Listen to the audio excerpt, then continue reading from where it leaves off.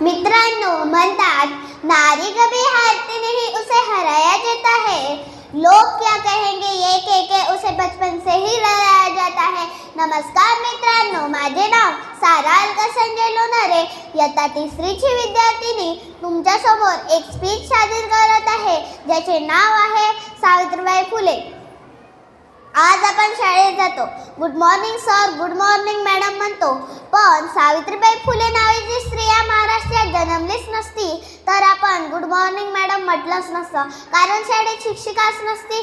सावित्रीबाई फुले यांनी स्त्रियांसाठी खूप संघर्ष केला, त्यांना त्यांचा अधिकार मिळवून दिला। आज एक स्त्री शिक्षिका म्हणून शाळेत शिकवायला जाते, फक्त आणि फक्त सावित्रीबाई फुलेमुळेच। त्यांनी स्त्रियांच्या जीवनात ज्ञानाची ज्योत पेटवली, स्त्रियांना नवीन दिशा दाखवली। ज्या स्त्रीला समाजात कवडीची ही किंमत नव्हती, ती स्त्री चूल आणि मूलच्या जाळ्यात फसून होती। आज एक स्त्री राष्ट्रपतीच्या खुर्चीवर बसते, फक्त आणि फक्त सावित्रीबाई फुलेमुळेच। सावित्रीबाई फुले यांचे पूर्ण नाव सावित्री ज्योतिबा फुले होते। यांचा जन्म 3 जानेवारी 1831 रोजी महाराष्ट्रात झाला।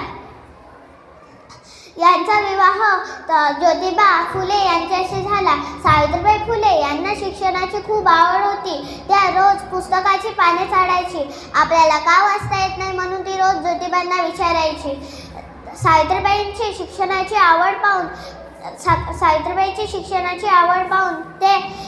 त्यांनी तिला शिक्षण दिले, पण त्यांचे हे कार्य एवढे सोपे नव्हते। त्यांच्या ह्या कार्यामुळे पती पत्नीला घरातून हकलून दिले। त्यांच्यासाठी पुण्यात 1848 साली पहिली मुलींची शाळा उभारली। सावित्रीबाई फुले जेव्हाही शिकवायला जायचे तेव्हा रोज कुणी ना समाजातील काही समाजकंटक त्यांच्या अंगावर शेण, माती, चिखल फेकायचे, तसेच असली शिवीगाळ करायचे, पण सावित्रीबाई फुले मागे नाही सरल्या आणि त्या रोज शिकवायला जायच्या। जाता जाता त्या रोज आपल्यासोबत एक लुगडं घेऊन जायच्या, कारण रोज कुणी ना कुणी त्यांच्या अंगावर घाण फेकायचे। सावित्रीबाई फुले यांनी विधवांची होणारी विटंबना थांबवली, त्यांची मुंडन करण्याची प्रथा बंद केली, विधवा पुनर्विवाहाला प्रोत्साहन दिले, विधवांना समाजात न्याय मिळवून दिला। सावित्रीबाई फुले यांनी कवितांमधून समाज सुधारण्याचे कार्य केले। अशा महान स्त्रीला कोटी कोटी नमन। जाता जाता एवढेच सांगते मित्रांनो, नाचून मोठे होण्यापेक्षा वाचून मोठे व्हा। धन्यवाद। जय हिंद, जय भारत।